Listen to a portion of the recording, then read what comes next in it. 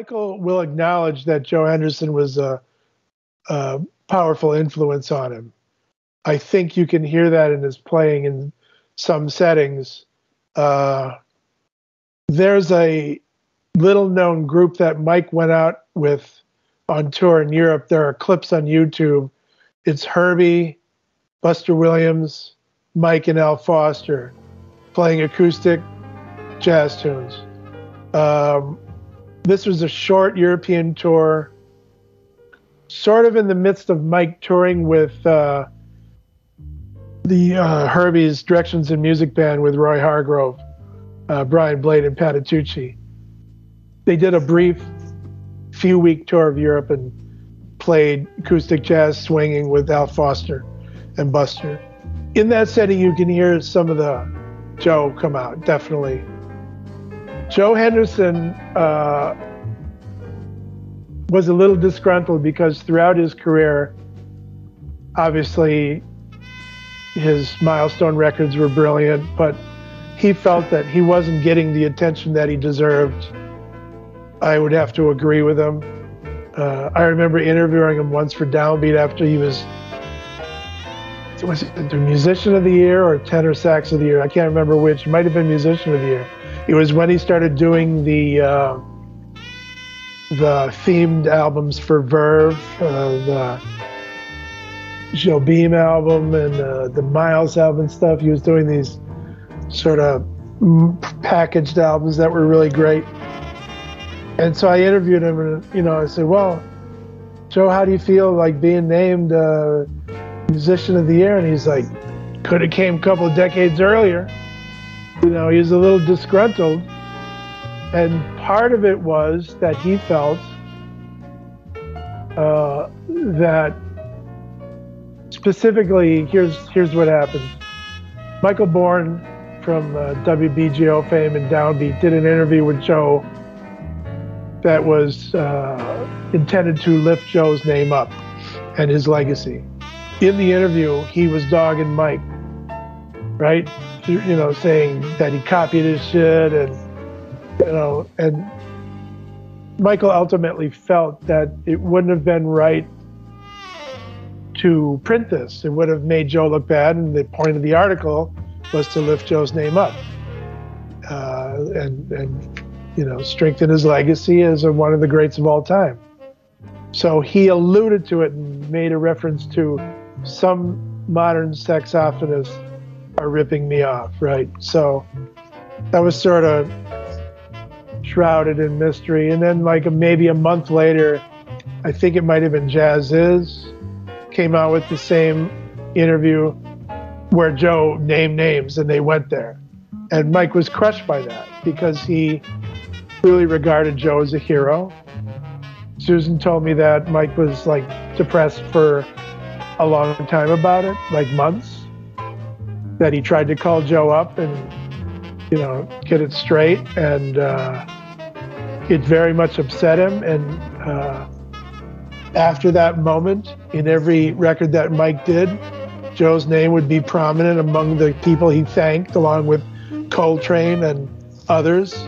Joe Henderson, you could look up every album from that point. So this happened, I think it was around the time that Mike was touring with Paul Simon. Might have been 92, 91, something like that. So that was unfortunate. I remember the controversy erupting at the time.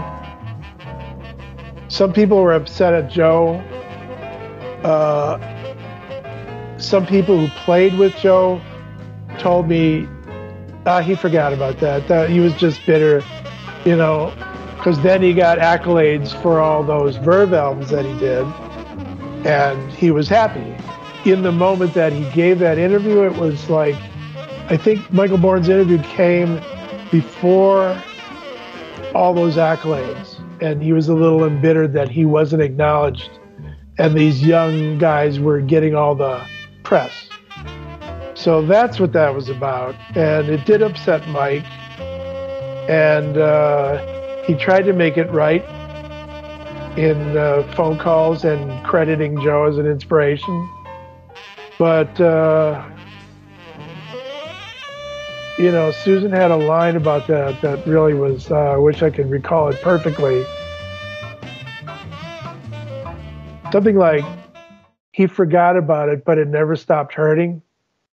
Something like that, which is a drag, because Mike loved Joe Henderson. Schofield told me that when he was in Berkeley, he went to see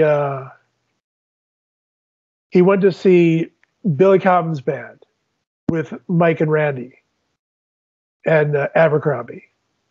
And he hung out with Mike and Randy after the gig. And that Mike had like a Walkman. Would it have been a Walkman? No, probably not. 72. He had like a cassette player, and he was playing Joe Henderson records and was like singing along with the heads and stuff. And so obviously, along with Train and Stanley Turrentine and others, Joe Henderson was a big and important inspiration for him. So for one of his idols to sort of turn on him was heartbreaking to him. And I don't know that he ever truly got over it, which is a drag. The basis of this music, the foundation of it, those people who get involved with it can't help but reflect what they've heard in their music. I mean, I hear some of Train and Michael Brecker, as I do, excuse me, in Bob Berg and Dave Liebman and Bob Mintzer. It's an interesting book, 4 Jewish tenor players and their place in jazz. Don't forget Grossman. 5, excuse me. Pardon me, Mr. Grossman. Mr. Grossman's no longer with us. Right. It's an interesting fellow, Mr. Grossman, by the way, but that's the subject of another...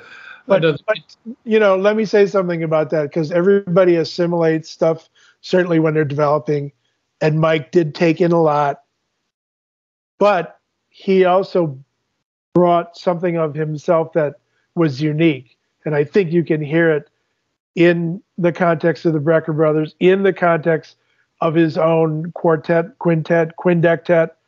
He did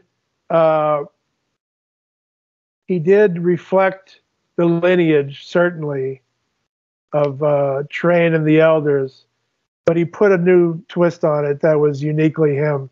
Absolutely. And that's part of his contribution that I think people like, Donnie McCaslin and young cats who are on the scene now would readily acknowledge that, and they now are putting their little twist on it as well.